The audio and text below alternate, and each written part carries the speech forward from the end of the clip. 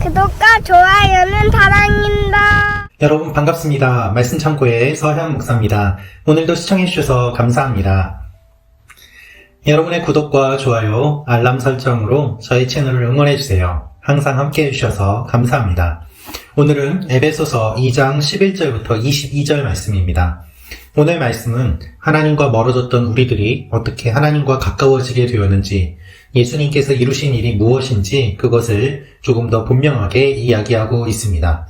하나님과 멀어졌던 우리, 아무런 관계가 없었던 우리들이 예수님으로 말미암아 하나님의 자녀가 된 내용을 바울은 구체적으로 더욱더 설명하고 있습니다.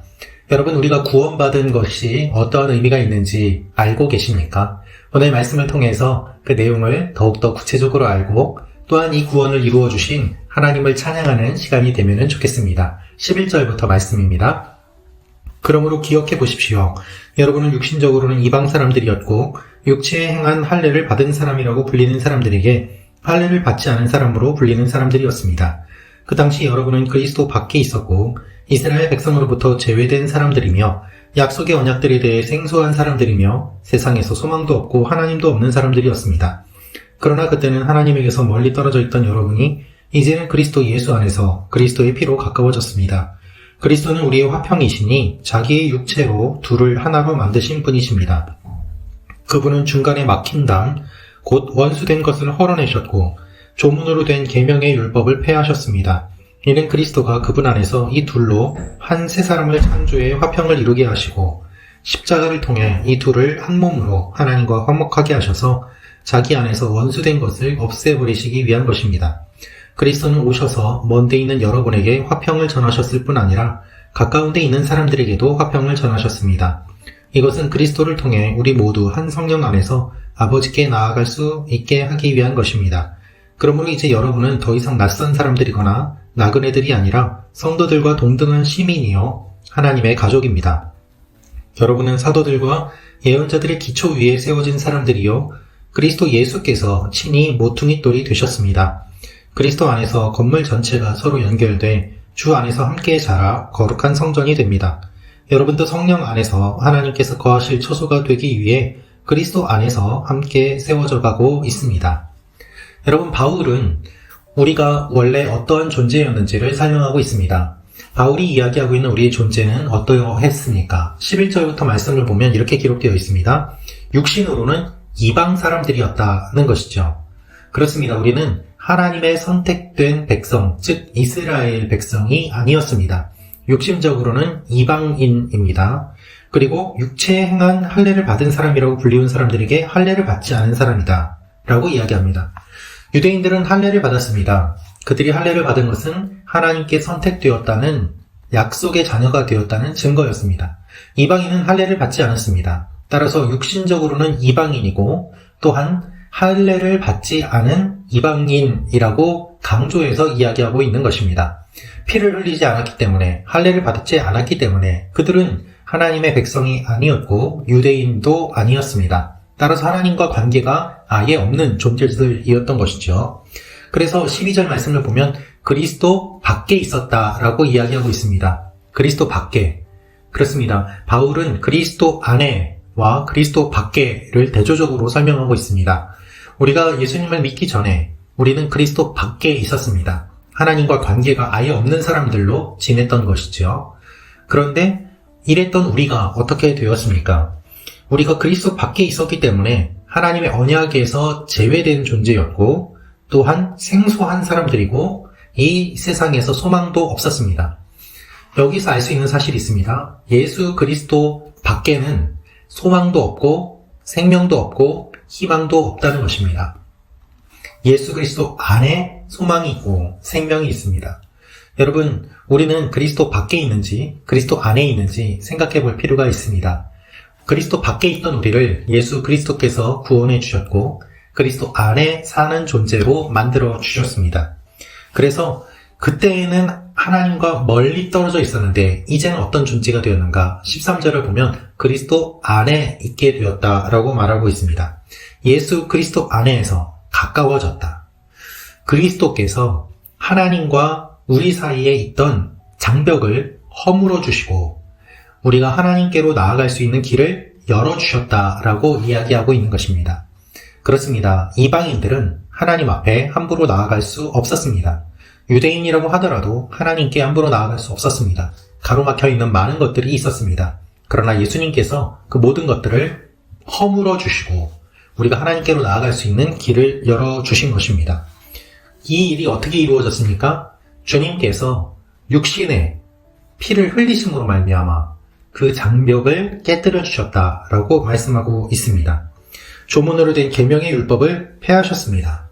주님께서 돌아가심으로 말미암아 피를 흘리고 그 모든 죄값을 다 치루어 주심으로 말미암아 우리가 하나님과 가까이 갈 수 있도록 길을 열어주셨고 이 값을 치르지 못해서 하나님께로 나아가지 못하고 죽을 수밖에 없는 우리가 생명을 얻고 하나님께로 나아갈 수 있는 길이 열리게 되었음을 이야기하고 있는 것입니다. 이 모든 일들이 십자가를 통해서 가능하게 되었다라고 말씀하고 있습니다. 예수 그리스도의 십자가에서 주님께서 피를 흘려주시고 돌아가심으로 말미암아 하나님과 우리와의 관계를 회복시켜 주시고 우리의 모든 죄값을 다 치루어 주시고 그리스도 안에서 이제는 육신으로 구별된 유대인이 아니라 육체의 할례를 받은 사람들이 아니라 마음의 할례를 받은 사람들로 부름받아서 예수 그리스도를 믿는 사람이라면 누구든지 하나님의 자녀가 되는 권세를 주셨음을 바울은 이야기하고 있는 것입니다. 그리스도는 오셔서 먼데 있는 여러분에게 복음을 전하고 또한 그리스도께서 오셔서 가까이 있는 사람들에게도 복음을 전하고 화평을 전하였다고 말씀하고 있습니다. 주님께서 오심으로 말미암아 멀리 떨어져 있던 이방인도 하나님을 알게 하시고 유대인도 하나님을 알게 하셔서 누구든지 예수를 믿으면 구원을 받을 수 있도록 하나님의 자녀가 됨을 이야기하고 있습니다. 그래서 여러분 이제는 낯선 사람들이 아니라고 말씀하고 있습니다. 19절 말씀에 이렇게 기록되어 있습니다. 그러므로 이제 여러분은 더 이상 낯선 사람들이거나 나그네들이 아니라 성도들과 동등한 시민이요 하나님의 가족입니다. 그렇습니다, 여러분. 이제는 이방인이 아니라 낯선 사람이 아니라 하나님의 가족이 되었음을 이야기하고 있습니다. 한번 생각해 보십시오. 아무도 알지 못했던 사람, 낯선 사람, 그 사람이 우리 집에 와서 가족이 되었다고 생각해 보십시오. 이것이 어떻게 가능한 일이겠습니까? 또한 그렇게 가족이 되었다는 것이 어떤 의미가 있을까요? 사실 낯선 사람과 가족이 된다는 것, 요즘은 가족의 모습이 매우 다양하기 때문에 태어난 사람만, 육신에 피가 섞인 사람만 가족으로 여기는 것이 아니라 여러 다양한 가족의 모습들이 있죠.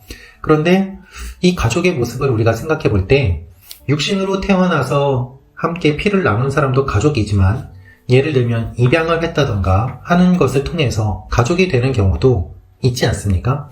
다양한 이 모습들 가운데 우리가 가족이 된다는 것은 무엇을 의미합니까? 오늘 말씀처럼 예수 그리스도 안에서 함께 사랑을 나누는 일들이 가능하게 되었음을 이야기합니다. 가족이 되었다는 것은 그 무엇도 끊을 수 없는 관계가 되었다는 것을 의미합니다. 여러분, 우리가 하나님과 관계가 없었습니다. 그러나 예수 그리스도로 말미암아 이제는 하나님의 자녀가 되었습니다. 하나님의 자녀가 되었기 때문에 법적으로는 동등한 관계여 하나님의 유업을 받을 사람들로 주님께서 우리를 구원해 주신 것입니다. 단순히 구원해 주신 것만 아니라 우리가 하나님의 사람으로 하나님의 유업을 받을 사람들로 하나님의 모든 것을 소유할 수 있는 존재로 우리를 세워주신 것이죠. 이것이 얼마나 놀라운 은혜입니까? 이것이 얼마나 놀라운 하나님의 계획입니까? 그래서 바울은 이렇게 이야기합니다. 사도들과 예언자들의 기초 위에 세워진 사람들입니다. 그렇습니다, 여러분. 여러분의 구원은 여러분 개인이 예수를 믿음으로 이루어진 것이 아닙니다. 여러분의 구원은 하나님의 놀라운 계획이 있었고 말씀을 선포한 믿음의 선배들이 있었고 선지자들이 있었습니다.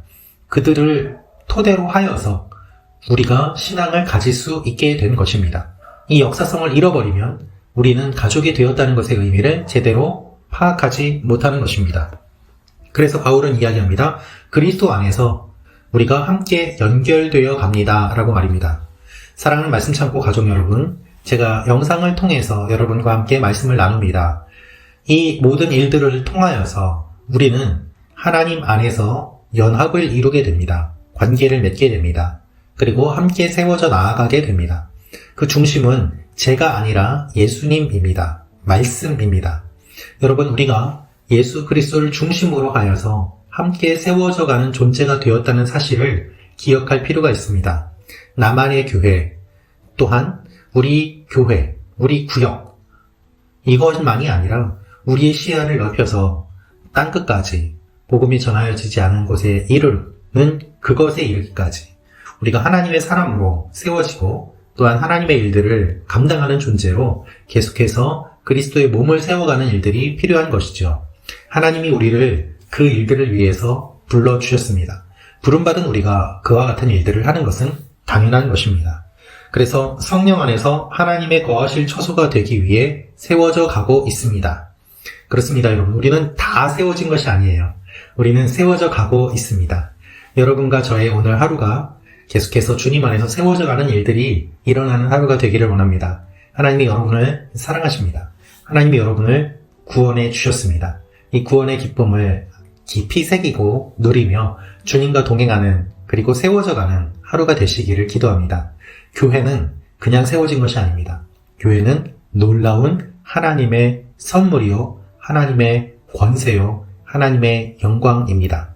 눈에 보이는 교회만 우리가 주목하는 것이 아니라 하나님께서 우리를 연합하고 세워가신다는 사실을 기억하며 주님 앞에 나아가는 여러분과 제가 되기를 원합니다. 기도하겠습니다.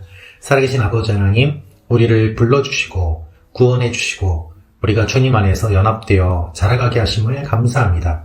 이 놀라운 영적인 일들을 깨달아 알게 하시고 하나님의 사람으로 계속해서 세워지게 하여 주옵소서. 예수님의 이름으로 기도합니다. 아멘.